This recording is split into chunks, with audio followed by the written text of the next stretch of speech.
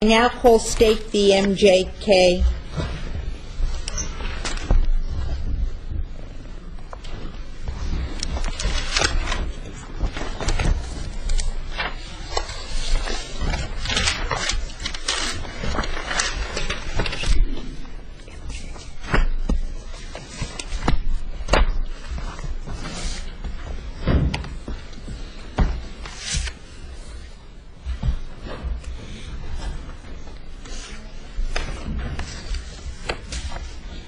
Mr. Braun?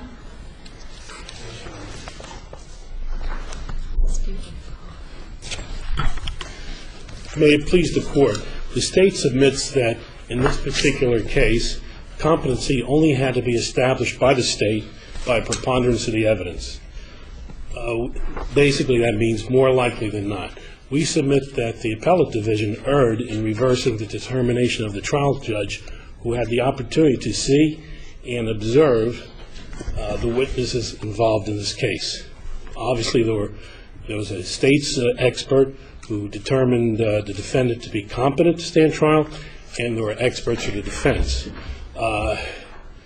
The judge rightfully and a court-appointed expert also? I'm sorry? Yes, court-appointed expert. Yes, Dr. Dasher. And the State would submit that the trial judge properly found competency. That's a determination which we submit must be given great deference, and that wasn't done by the Appellate Division. Based upon the Licurdo-Johnson test, we submit that the Appellate Division could only reverse as a reviewing court, as an appellate court, if, in effect, there was a manifest denial of justice, if there was a certain feeling of wrongness in the case. We submit that did not exist, and that the Appellate Division should not have reversed Judge Sikowski, who carefully considered this matter. And I think it's notable that Judge Sikowski was aware of the defendant's mental abilities by the fact that he would not allow the State to introduce the Miranda statements, the oral and written statements, which were submitted, which were proffered by the State, but Judge Sikowski felt that the defendant really should have been explained more about the rights, that the police didn't know how to handle a individual such as the defendant who has a certain degree of mental incapacity. Counsel? Yes, sir. Did the trial judge address the difference in the very important, I guess, the CAST-MR test between Dr. Joseph's testing and then Dr. Everington, I believe, who helped to formulate the test itself? Yes. Let me just finish my question. There was a clear distinction in the grading results. As I recall, Dr. Joseph's in the first part gave 100, the second part 80, third part 95, and overall it was a 93 score.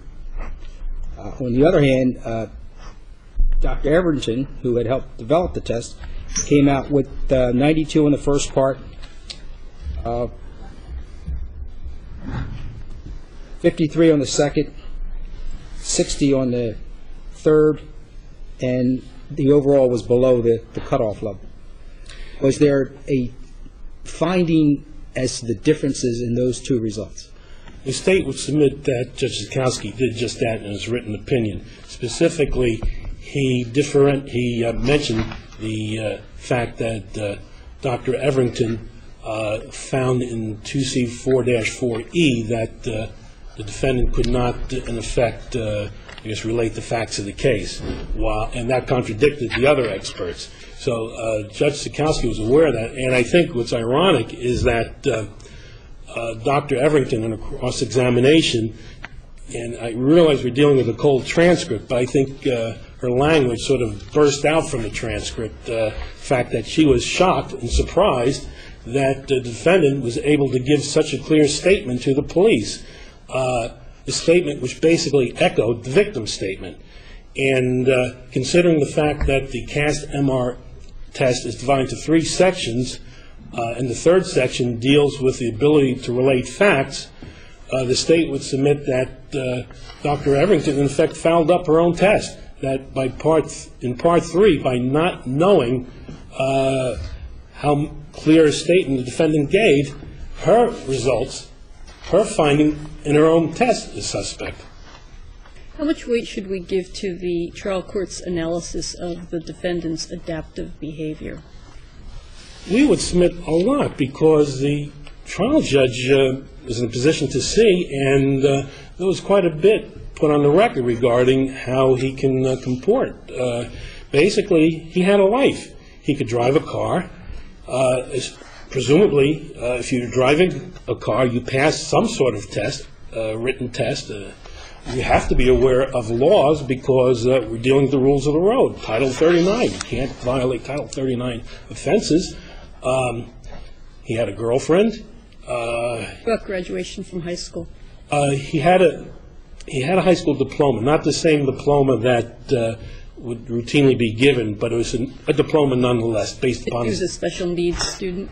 Exactly, based on his Are you saying you're per se competent if you have a driver's license, which is basically one of your arguments today? No, it's part and parcel. I guess, barring expression, totality of circumstances, not by itself, but when you tie all the other facts together, we would submit that it is indicative of the fact that he could comport with rules, and that he could understand what was going on in his trial, and that he could aid his attorney. There's a difference between rote memory and some people's ability to remember certain facts and pass a simple test like a driving test, and the ability to reason or understand the import of making certain statements and how that could affect their life and the law. Those are really different capacities, are they not? Different degrees of difficulty, but then again, that's why we have a defense attorney. In other words, a defense attorney could have aided him along, and we're assuming that he did. Obviously, there was no complaints in the trial that he didn't understand, that he couldn't understand. There were no outbursts, never any requests for recess so that he can try and explain things better or to just give him a break. The trial went along perfectly. In fact, the Miranda hearing occurred before the competency hearing. And during the competency hearing, we heard nothing on the record, zero, regarding any sort of problems regarding the Miranda hearing as far as the defendant's ability to understand, comprehend, and aid in his defense. Mr. Braun? Yes, sir. I ask you to call on your experience. Can you recall any cases where three distinguished, experienced psychologists have come into court to say that someone was incompetent, where a judge has found the person competent from your experience? I haven't dealt with this many cases. I have done defense work before as a prosecutor for a brief time. I just haven't dealt with it, and again, that's the beauty of the system, the way it is. I mean, I understand, but it's really highly. I understand there's someone supporting the state's position. They have three distinguished psychologists, one of whom was a developer of CAST-MR, and to have scored this person below competence, and where that person came up with the conclusion the person was mentally retarded, and said you shouldn't be using this particular program if the person isn't mentally retarded, and then the state's psychologist is using it when the state psychologist is saying the person isn't mentally retarded, it's not supposed to be used for that purpose. Doesn't that go a long way towards undermining, in this case, under these circumstances, the finding of the state psychologist? We would submit no, because that's why the system is the way it is, the way it has been, where the judge is given but I'm talking about the misuse of the tool that the state psychologist employed to make the finding. Apparently this particular tool is not supposed to be used unless you first find that the person is mentally retarded, and she specifically found that the person wasn't and still employed it. Well, that's the thing. That's, I think, indicative of how careful and how conscientious the state psychologist was. How careful was she? I'm sorry. I know it's not a quantitative test, but who was your doctor? Dr. Joseph. Dr. Joseph. And it was an hour and a half, 90 minutes, yes, sir. And only one interview. Sorry, one. Only one, as was opposed to with at least one of the defense experts putting in 7 sessions, total of 30 hours. And your answer is that that was partly on Miranda. And, well, of course, the defense experts were paid handsomely for their efforts. Well, But the state's expert, the court-appointed expert, presumably is the bellwether here. The neutral, except he never even heard of the definitive test, supposedly, until the day before he testified. Dr. Joseph always testifies for the state in these issues. She works for Ann Klein, so I would assume she does. Did the judge, and I just don't remember this, did the judge speak at all about the demeanor of these expert witnesses, their conduct, of the way they conducted themselves when they testified? Can't remember anything specifically, but I know he did talk about Dr. Joseph's experience and the fact that I believe... You see, once you separate, demeanor is a big piece of the deference that we give to trial courts. The judge gets the opportunity to see the witness on the stand, to see how he or she is comporting himself or herself. If that isn't one of the bases on which the judge made his decision, then aren't we all in the same position as the judge to evaluate what's on paper? We would submit no, because I think the record speaks for itself as far as... Go back to the record, or go back to the Justice Long's premise. The trial judge did not get into demeanor, et cetera, correct? It depends about, I guess what I'm saying, it depends on what you mean by demeanor. I think he noted the conflict between the defense experts regarding the ability to relate facts. So, in effect, Dr. Siegert and Dr. Everington contradicted each other. And also, she contradicted Dr. Dasher. I think that's something worth noting, the fact that even the defense psychologists couldn't really agree completely on the nature of the defendant's ability to comprehend. Okay, but that takes care of subsection E. And the defense here is claiming that the trial court's determination of competency is contrary to E, F, and G. Yes, sir. And according to the trial judge's determination, 3 of the 4 experts, say for Dr. Everington, agree that he would be able to satisfy sub E. Yes, sir. Talk to us about F and G. Okay, regarding F and G, again, we submit that there's nothing in the record, to indicate, assuming Judge Sikowski was wrong, there's nothing in the record to indicate that the defendant did not understand anything. Going from the Miranda hearing, which conceivably should have occurred after the competency hearing, and since it didn't, evidence could have been brought out to the fact that the defendant didn't understand what was going on in the Miranda hearing. But he did.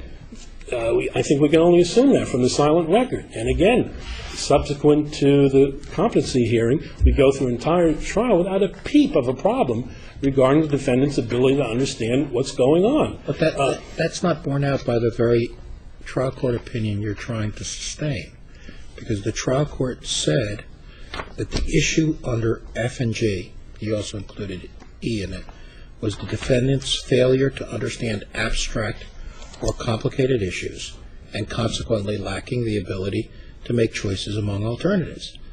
That's the trial court's words, not mine. But I think what the judge was getting at is that he could aid his attorney as far as relating facts, relating witnesses. I mean, this wasn't a complicated case factually, but regarding... understanding the role of the jury? How about understanding the ability to plead guilty?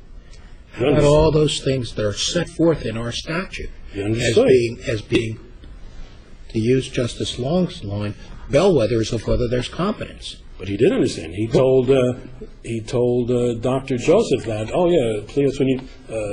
plea bar, that's when you plead guilty and you get a lesser sentence. Pause for a second on F, which is the plea issue, which Justice Rivera-Soto just noted. We know that the 3 defense psychologists said that he was not able to intelligently, competently enter into plea negotiations or a plea. We acknowledge that. Your adversary says not that your expert, Dr. Joseph, disagreed with that, which would be one thing, but your adversary, as I understand it, says that Dr. Joseph did not address that issue. How do you respond to that? Regarding plea bargain? Yes. She specifically mentioned, I think they spoke in an interview. In other words, she didn't base her opinion just on the cast MR. She interviewed the defendant, and that's where he came out with, you get a lesser sentence. I mean, to me, that comports completely. In fact, he even didn't think he was going to go to trial. He said that, you didn't think he would, I think based upon a hearing of some sort. It's indicating an understanding that there might be a competency hearing and that he might prevail. Obviously, he had to talk to an attorney, and there was some sort of comprehension there. I say this respectfully, but Dr. Joseph seemed to have been a very quick study, absorbing a lot and concluding a lot in 90 minutes. Would you agree? I mean, maybe she's capable of doing that, but how do you react? Well, she had read over Dr. Siegert's notes. I mean, I think she said she summarized them or just went over them. And she expected much, much worse from the defendant. She was shocked at how well he did. What I find troubling about the discussion now is that I'll go back to what I said earlier. If the defendant was capable of certain rote memory, and he had heard, this is what a plea would do for you. You might get a lesser sentence. He can parrot that back. He can say that back to her. There has to be an exploration, open-ended questions, if you will, the way you might expect in a difficult voir dire. There has to be an exploration of what that means to him. Does he understand that, or is he just parroting something that he's heard? And what we were getting from the defense experts was their evaluation that he didn't have the ability to do that kind of abstract reasoning. He could repeat these concepts, but he really didn't understand them. I think that's what troubled the appellate division. That's why, effectively, the appellate division was saying that there was a manifest denial of justice. Well, we submit that decisional competency has never been part of our law. We've had a minimal standard of competency, and our dealings with competency is the Dusky test, basically, Dusky codified in 2C4-4, and that abstraction to formulate defenses, I don't think is part of our law. And having done defense work, I can't imagine people I represented, it was in a military context, coming up with defenses for me. That was my job, and I could explain to them, but I think... I'm not suggesting that he be capable of coming up with defenses. I'm suggesting only that he had enough ability to reason abstractly as to understand the ramifications of what he's being told at some level, to know what's going to happen to him. And there's nothing to indicate that he didn't. I mean, except for the defense testimony, and Judge Sikowski, as the trier of fact, had a right to reject that. He could accept and reject as much expert testimony as he wanted. Thank you, counsel. Mr. Yumto? Good morning, Your Honors. Before I get into my argument, I would like to just amplify some of what Mr. Braun said about decisional competency and address one of the questions that was asked earlier with respect to, well, how do you deal with 3 defense experts who are all highly qualified saying he's not competent to stand trial, and the state's one lone expert saying he is competent to stand trial? First of all, with respect to the CAST MR test, there's 2 types of competency. There's competency to assist counsel, which is the Dusky standard, which is also the criteria under 2C4-4. There's also decisional competency, which Dr. Everington is, and if you look at the cross-examination that the prosecutor did in this case, he did an excellent cross-examination where he pointed out how Dr. Everington relied on this concept of decisional competency, which goes beyond the Dusky standard. It goes beyond 2C-4. It deals with abstract thought. It's talking about legal strategy. It's talking about autonomy, which, as we know, we don't really care so much about the quality of the decision-making, such as Ferretta. We're concerned about whether a defendant truly understands the consequences of such as pleading guilty. If you look at the transcript, and it's cited, it discusses, it mentions how defendant, when he was interviewed by Dr. Joseph, she asked him, "What is a plea bargain?" He said he never took any. "Well, what's a plea bargain?" And he answers, "You plead guilty and then you give a shorter sentence." Question, do you understand what happens when you take a plea? Yes, you give up your right to go to trial. The point is that this defendant understood the consequences of pleading guilty. In fact, when the prosecutor asked the doctor, one of the doctors, I believe it was Dr. Siegert, he asked him, what was a plea bargain? He gave virtually the same answer that defendant did.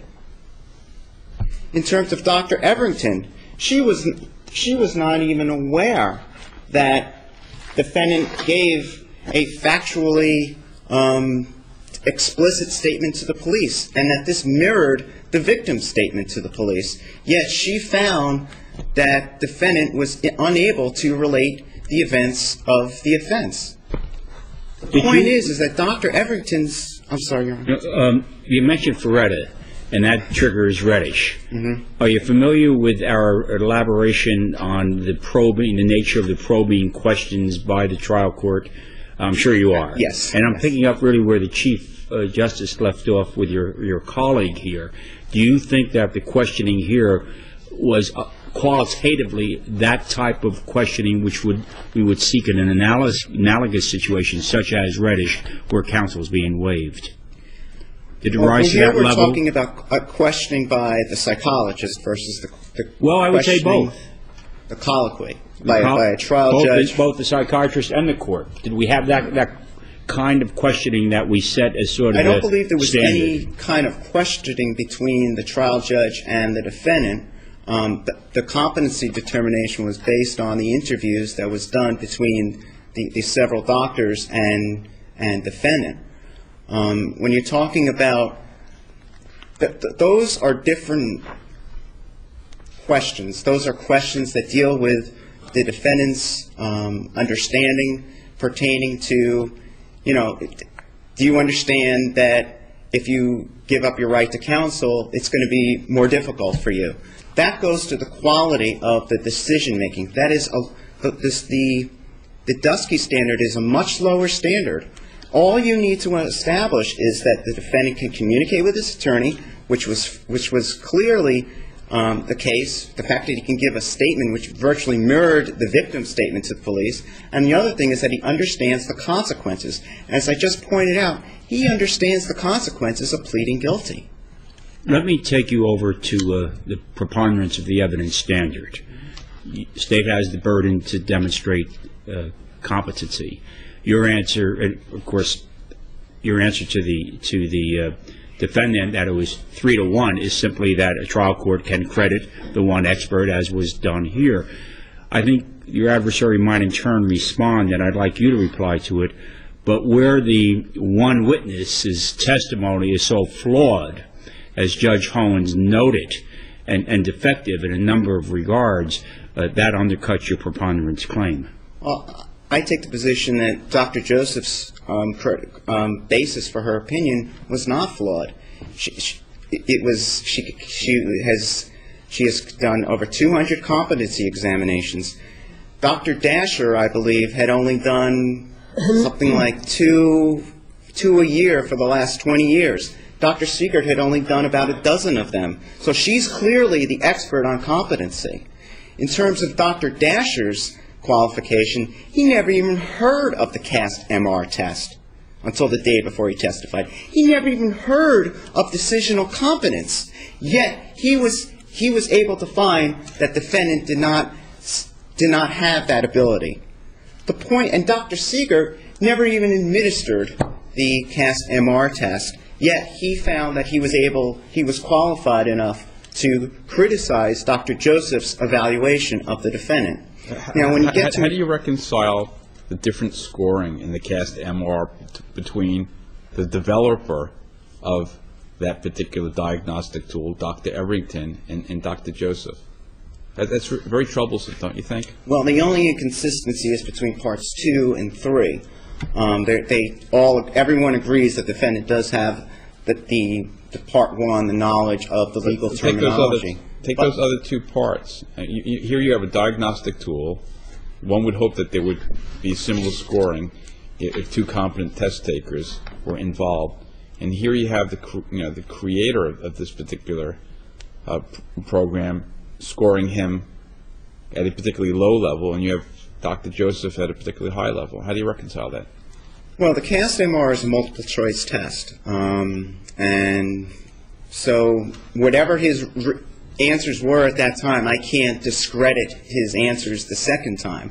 What I can say, though, is based on the interviews that the defendant had with Dr. Everington versus Dr. Joseph, Dr. Everington says that he's unable to relate the events he didn't give sufficient detail. Yet she was not aware, and I repeat this, that she was not aware that he gave a virtually identical statement to the police that the victim gave, and it was virtually identical to the police reports.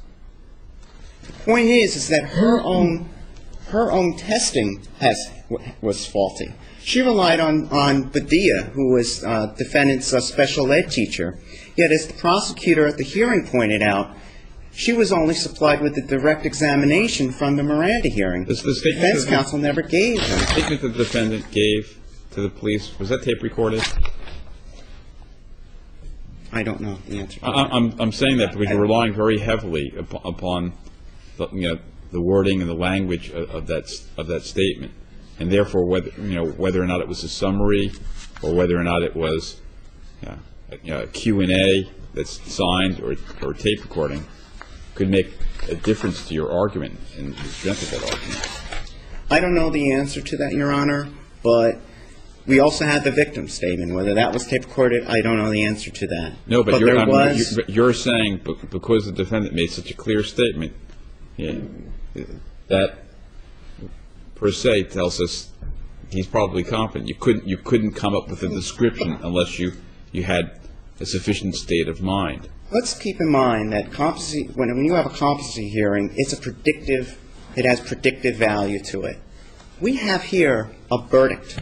We have here a defendant who went to trial, who was acquitted of the most serious offenses. The point is that the fact that we do have a jury verdict, he was apparently able to assist counsel, and therefore was not. I can't figure that out. The defendant didn't testify, right?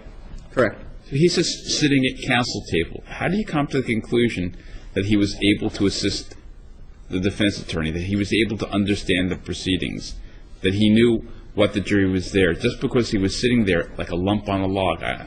Do we have anything in the record, in the trial record, which says that defense counsel had expressed any problem with communicating with defendant throughout the trial? There's no indication of that, and we can consider things after the fact, as Pat versus Robson teaches us. What more did you want the defense attorney to do? He lost the motion in which he claimed that his client was not competent. At every point along the way, did you want him to pop up and say, Judge, he's just not understanding? And if he's having problems, he should, and that's his obligation, Your Honor. And if I could just remember, and if you're relying on my brief, we've got to remember that this was a credibility determination. As this court pointed out in Harris, when the only time that an appellate court should intervene is when credibility is not at issue, and when there is no subjective evaluation of the evidence, which clearly this was. And I urge the court, look over the prosecutor's cross-examination of these expert witnesses. It is very telling. Please also look over the trial court's decision in this case. He does not just dismiss the three defense experts. He points out that I am not going to adopt decisional competency. Thank you, counsel. Okay, thank you, Your Honors. Mr. Klotz?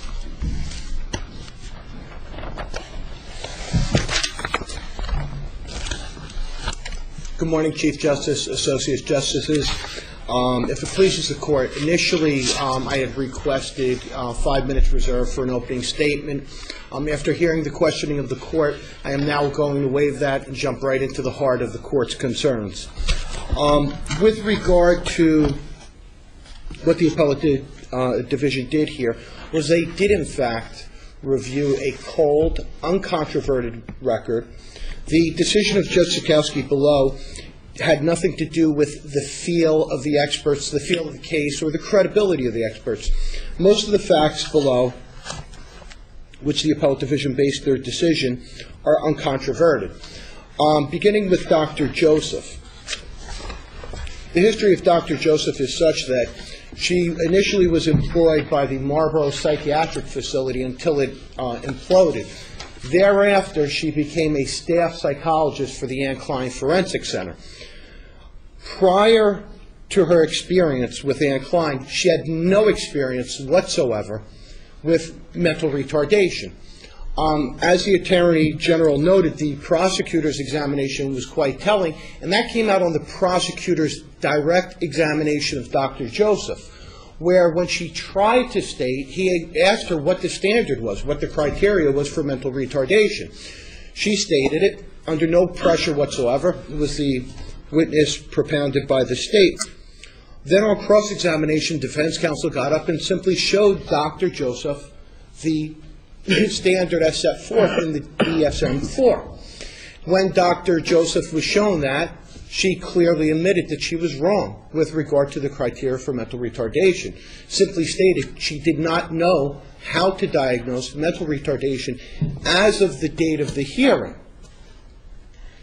Secondly, was there also a problem in terms of her having to have 1 year of experience? Yes, Justice. What is that issue? That's the next thing I'm going to address. Okay, go First, ahead. is the lack of experience with Dr. Joseph.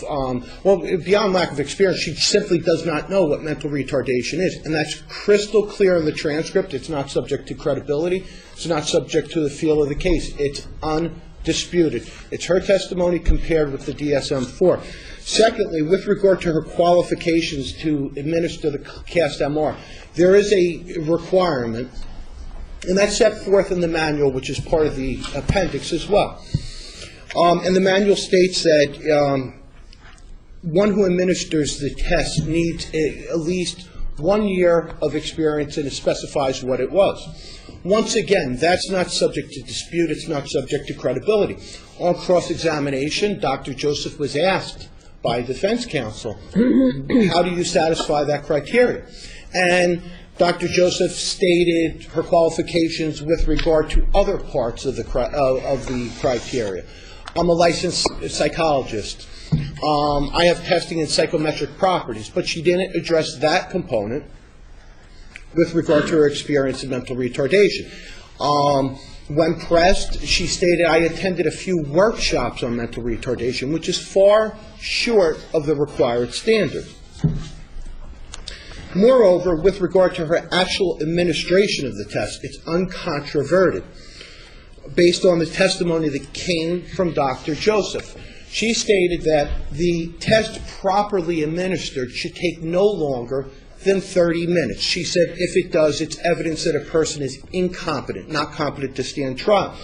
One need only look to the appendix and read the manual for the CAST-MR, and it states that the normal testing time for the CAST-MR is a range between 30 and 45 minutes. So we have Dr. Joseph mistakenly believing that the CAST-MR should take at most 30 seconds, and obviously rushing or feeling that that's the applicable time frame. Okay, let's take that. How did that affect her grading of the CAST-MR? I saw that, but how does that mean a hill of beans in the context of this case? Well, when the time frames that are set forth is mentally retarded individuals are very subjected to cueing. The test has to be administered in a very neutral, even. I understand, but if she thought it had to be completed within 30 minutes, and it could have been 30 to 45 minutes, and she still scored him that high, within 30 minutes or under. How does that play into your case? It doesn't impact upon the actual results of this particular case. So then why does it make a difference? Why should it make a difference to us? It shows her lack of knowledge with regard to the ability to properly administer and score the cast-down-mark. If she had understood that she had additional time, are you suggesting then she would have asked more questions, or? No, I don't know how this test works. Well, what it is it's a test where it's a 3-part test. The first 2 parts are multiple choice. Okay. The third part is traditional open-ended questions. So on that part, she might have felt she had more time, and she might have explored further? Is that? Well, what are you suggesting? Chief Justice, the examiner reads the questions as well as the answers to the subject for parts 1 and 2, the multiple choice answers. Well, at least that's what Dr. Joseph did in this case. The reason why the questions are, the applicable period of time is such, the questions are to be read in a very neutral, non-cueing manner, and the answers as such as well. When one is rushing, one can subconsciously put special emphasis unknowingly on the correct answer if they're reading it too fast. It's supposed to be done at a very slow, even-paced method. And that's one of the reasons why the administrator of the test should be very familiar with the different nuances.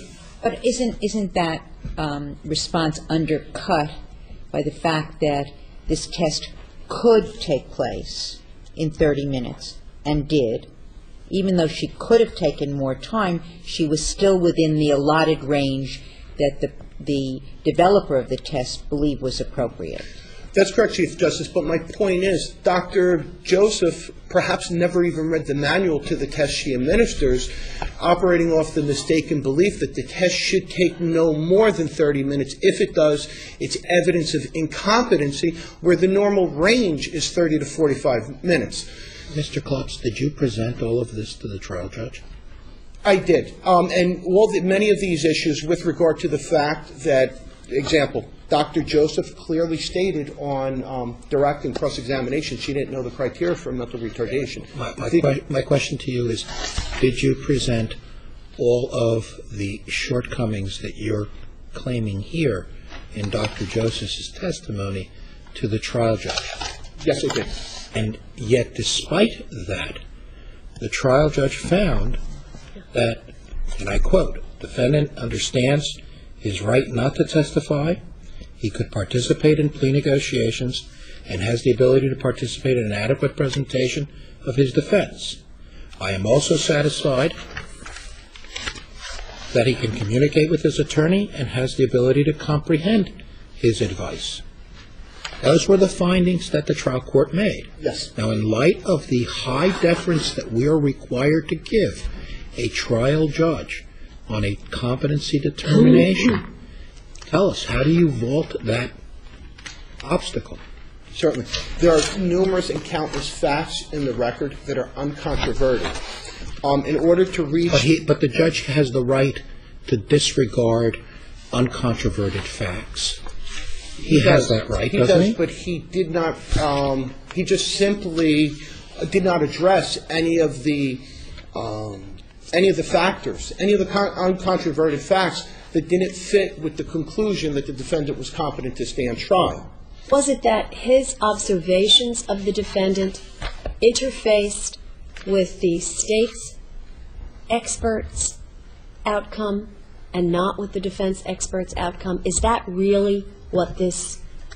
I mean, I kept asking myself, how did this happen? How did this outcome occur when you look at the cold record? It's difficult. It really is. But is that the answer then? I am looking at this defendant, and I think, based on my observations of him and my dealings with him, that this opinion seems closer to the mark than those opinions. I'm sorry, Justice Long, with regard to these opinions and those opinions. So you've got the court expert and the two defense experts who say X, and you have the state's expert who says Y. Mm-hmm. Did the judge reach his conclusion because he thought that his own observations of this defendant fit better with the state's expert than with the defense expert? The only thing the trial judge did with regard to any type of observations, as stated by Your Honor, is what Judge Sikowski said, and it's kind of what the Attorney General argued, is that because of the fact that there was a Miranda competency hearing and the defendant prevailed, and you can review the transcript, Judge Sikowski, sua sponte, posed the same question to each of the experts, particularly at length with Dr. Joseph. Are you aware there was a Miranda competency hearing in this case? The defendant prevailed. He was sitting next to defense counsel during the whole time. Wouldn't you assume that an attorney cannot proceed forward in court without the assistance of his client? And based on the fact that the defense prevailed on the Miranda competency hearing, wouldn't you agree that's evidence that the defendant was competent? That's exactly what Judge Sikowski, the questions he asked, and he vaguely referenced it in his opinion. Secondly, the other observation made by Judge Sikowski, which was discounted by the appellate panel, the appellate division panel, was that the defendant appeared in court on each occasion and appeared on a timely basis. In the appellate division, that's a tribute to his father. Yes, and not to him. Exactly, and that is correct. The fact that he was punctual, he was required, pursuant to the presiding criminal judge Marilyn Clark's bail condition, to be present at all times and to be in the company of one of 5 designated persons on Judge Clark's order. And he was. When he had to come to court, that was no different, and that person 90% of the time happened to be his father. And it's a tribute to his father. Again, to answer Justice Long's question, the attributes of the defendant cited by Judge Sikowski do not lend itself to a finding of competency. I watched the reaction of the court when the Attorney General tried to advance the argument that the defendant prevailed at the Miranda competency hearing, therefore it's evidence that he participated in his defense. We could take the same argument and run it circular with regard to a competency hearing. We have a competency to stand trial hearing. It requires the participation of a defendant. And if a defendant prevails at a Miranda competency, a competency to stand trial hearing, obviously he assisted his counsel. And if he's able to prevail at a competency to stand trial hearing, then we should let him go to trial. That's comparable to the argument advanced by my distinguished colleague, and also, with all due respect to Judge Sikowski, it's very similar to the argument or the questioning posed by Judge Sikowski to the experts, that the defendant prevailed at the Miranda competency hearing. You're not arguing that a person who is mentally retarded is necessarily incompetent to stand trial, are you? Justice Albin, I noted that was one of the issues raised by the state, and I feel that's a cursory reading of the appellate division's opinion. They did not state. No, I'm asking you. No, not at all. Not at all. The particulars of the reason why I asked that, let's say Dr. Joseph didn't know the strict definition of mental retardation. For the purposes of her analysis of whether or not the defendant was competent to stand trial, did it necessarily make a difference? What really makes a difference is the specifics of the defendant's cognitive functioning, which I think answers your question as well. Are all defendants who are mentally retarded incompetent to stand trial? The answer is no. The reason why each mentally retarded individual has unique and distinct features about them. In this particular case, MJK happened to have a very good memory, as one of the factors cited by the Chief Justice, as well as an extremely good vocabulary. Dr. Dasher, the court-appointed expert, was almost misled, for lack of a better word, during the initial evaluation, and he cited that. He said because of the defendant's memory and vocabulary, it's higher than his other attributes. But Dr. Dasher, being the seasoned veteran, 20-year veteran that he is, he recognized that there was more below the surface, brought him back for a second day of evaluation, and this court-appointed expert, designated by Judge Sikowski, clearly felt the defendant was not competent to stand trial, and the court-appointed expert even went a little bit farther than any of the other experts. Judge Sikowski's designated expert said not only is he not competent to stand trial now, the court-appointed expert was so convinced, based on the specifics and particulars of his mental retardation, that it was highly unlikely that he would ever be competent to stand trial. One of the difficulties for me in this case is we're not permitted to substitute our judgment for the trial judge. Maybe members of this court who would have done things differently sitting as a trial judge. We have to determine whether or not this judge abused his discretion under these circumstances, even if we differ with his outcome. I respectfully submit that he did. As I alluded to, I believe Judge Sikowski used improper standards. As far as the defendant appearing timely in court, I respectfully submit that has no place. Well, in fairness, that goes to items 1 and 2 under parts of 1 and 2 under 2C:4-4B. That goes to part of it. And frankly, it goes to the part that no one is contesting here.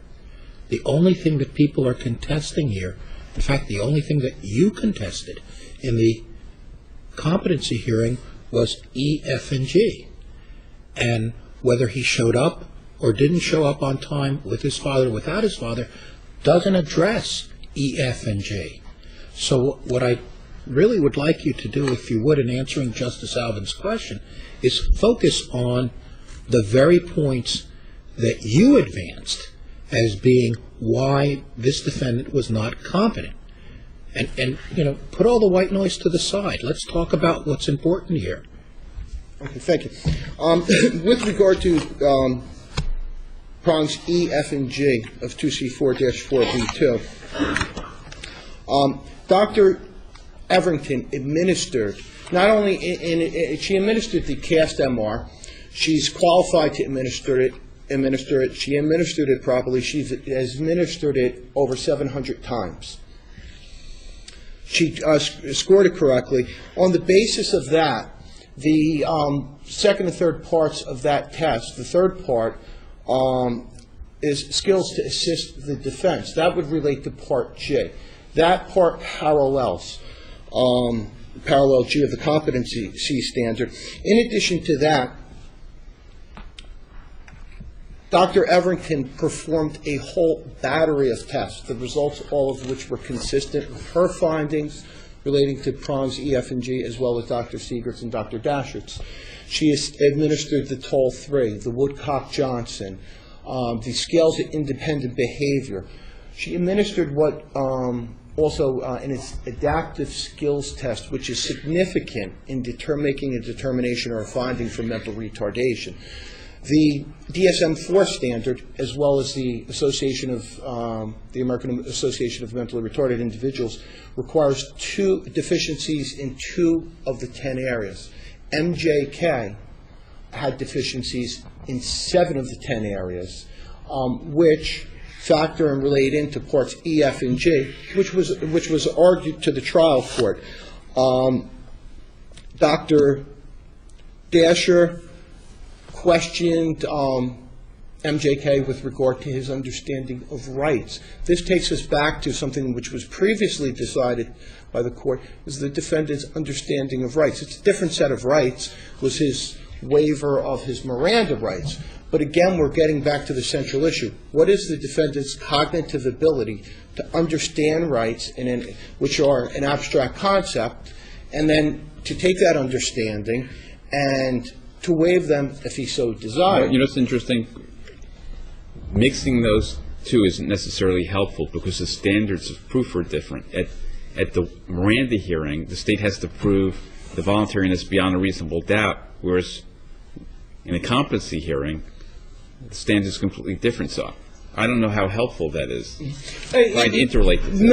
Minimally, but the concept is the same, that the defendant has to have an understanding, be able to understand certain rights, the right to testify if he chooses to do so, the right to enter into a guilty plea, the right to understand the consequences of it. These are all areas which were explored at great length by Dr. Siegert, Dr. Dasher, Dr. Everington. And how do you explain that, given all of this factual basis, that the trial judge ruled, and I quote, evaluating the reports and testimony of the various doctors, as well as my observations of defendant's demeanor during his many court appearances and his background, I am satisfied he is competent to stand trial?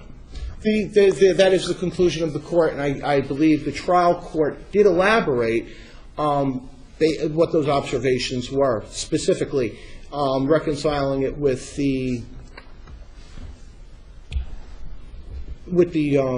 central components of the competency standard. He reconciled, he said the trial judge believed that the defendant's prompt appearance related to the 2C4-4B1 factors, as noted by Justice Rivera-Soto, that the defendant was orientated and was in court. But those weren't in dispute. Even your experts didn't argue that. Your experts, except for Dr. Everington, agreed to A, B, and C. Mm-hmm. Dr. Everington was the only one of your experts who disagreed with regard to D, and then the issue became E, F, and G. Dr. Everington disregarded with regard to E. There was agreement among all the four experts with regard to A, B, C, and D. Dr. Everington, and if I could respond to that, Dr. Everington was the last of the experts to come in contact with MJK. So, and last meaning distance or the time had passed from the occurrence of the incident. So when Dr. Everington found that the defendant's ability to recitate facts relating to the incident as it occurred, it was a great while after the defendant was initially interviewed by police, was after he was interviewed by Dr. Siegert. It was a while after he was, I believe it was 8 months, 9 months after he was interviewed by Dr. Dasher as well. And but her conclusion was contrary to that of two of your experts as well. I'm sorry, one of your experts, the court-appointed expert, and the state's expert. Mm-hmm. Well, with regard to Dr. Everington as well, she had the benefit of Dr.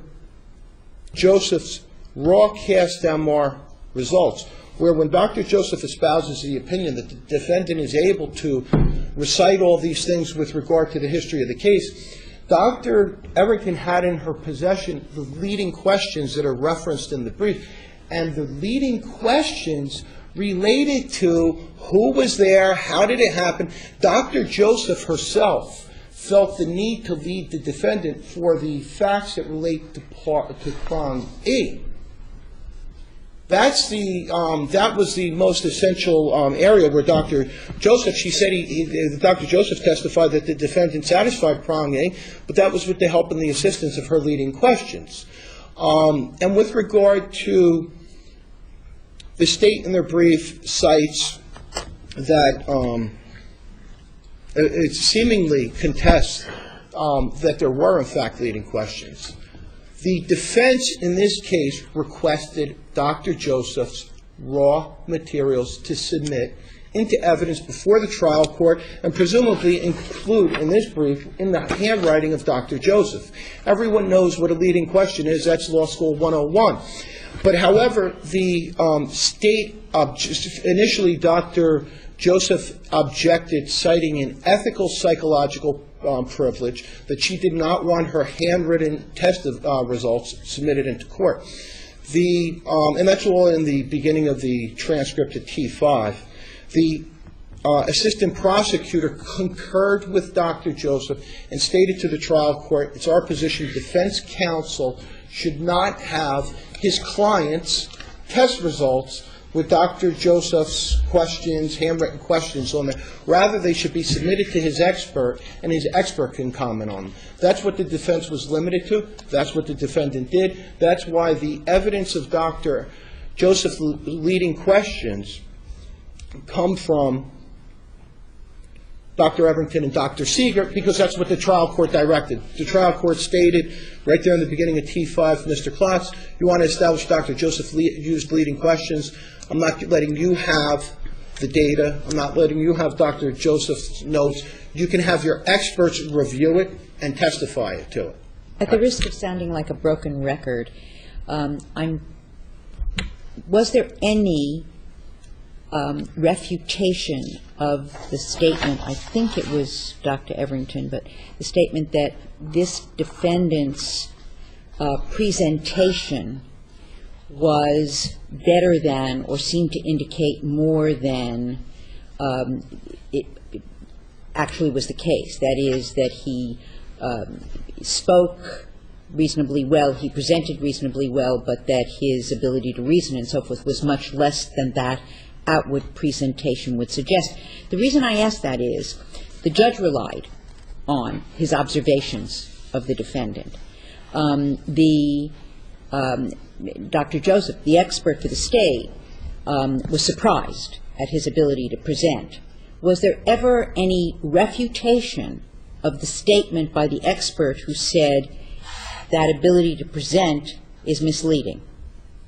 No, that's accepted as true. MJK presents as well. It's not an attribute to him. It's an attribute to his family.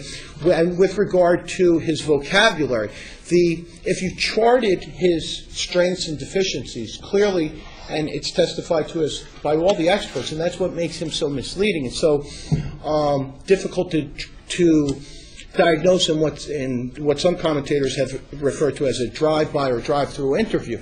In a quick interview, you can miss the attributes of MJK because he does present well, he has a strong vocabulary and strong memory. Those are his two greatest strengths. So that is not disputed. He does present. What's troubling about that, for me, is that we rely on the judge's observations of credibility, demeanor, and so forth. The judge is specifically saying that based on his observations of this defendant, he is making certain findings. And yet, in this case, those very behaviors may be misleading. At least an expert has said so, and that hasn't been refuted. Well, Chief Justice, with all due respect, the trial court did not elaborate, but for the defendant's punctuality and timely appearances in court, what observations the court was referring to. No, it spoke very generally. It's unlike State versus Paul Moyer, where Judge Callahan personally engaged the defendant, questioned the defendant, and had a feel for the defendant in that particular case, but notwithstanding the holding of State versus Paul Moyer, Judge Callahan personally voir-dired the defendant and ruled that based upon his interaction with the defendant, he felt the defendant was not competent to stand trial. However, in the face of all the other experts, the appellate division ruled that notwithstanding the court's observations, the scientific evidence, the other parts of the examination and the other criteria of the statute was so overwhelming that the trial court's finding just based on those observations could not stand. Thank you, counsel. Thank you. The court will reserve decision.